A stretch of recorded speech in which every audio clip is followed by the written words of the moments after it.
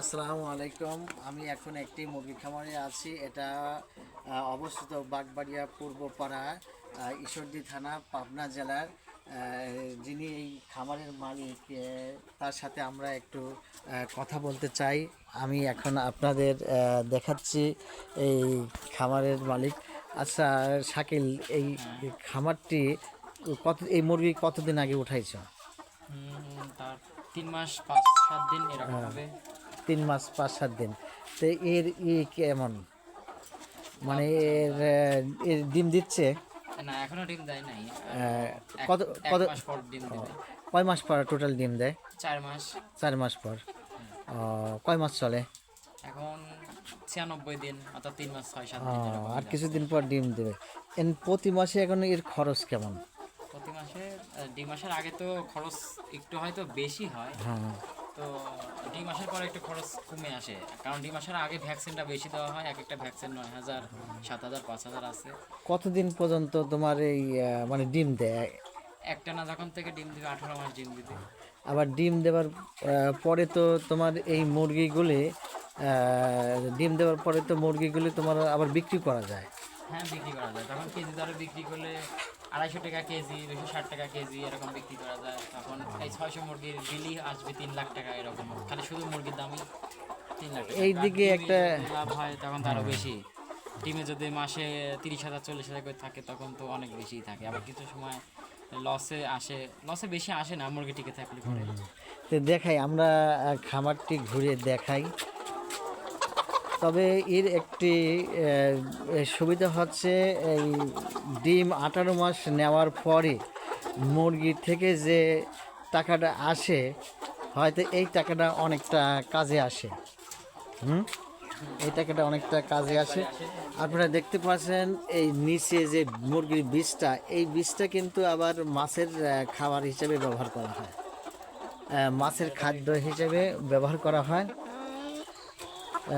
দুইটা ইয়েতে একটা খাঁচাই তো না,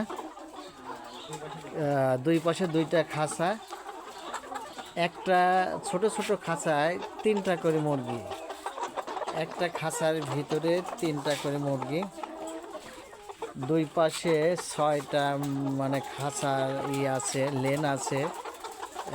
600 মুরগি এখানে। মুরগি আবার অন্য লোক দেখলে ভয় পায়। তবে ডিম যখন আসে তখন এরকম বাহিরে থেকে লোক ঢুকলে ভয় পাইলে আবার সমস্যা হয়। এখন হয়তো ডিম দিচ্ছে না, এই জন্য তেমন একটা সমস্যা নেই। এই যে মুরগি খাওয়ার এই বস্তা কত করে? একটা বস্তার দাম 2800 টাকা, 2700 টাকা। এই মুরগিটা মনে হয় একটু সমস্যা, হ্যাঁ? হ্যাঁ, প্রতিবন্ধী। এই মুরগিটা প্রতিবন্ধী।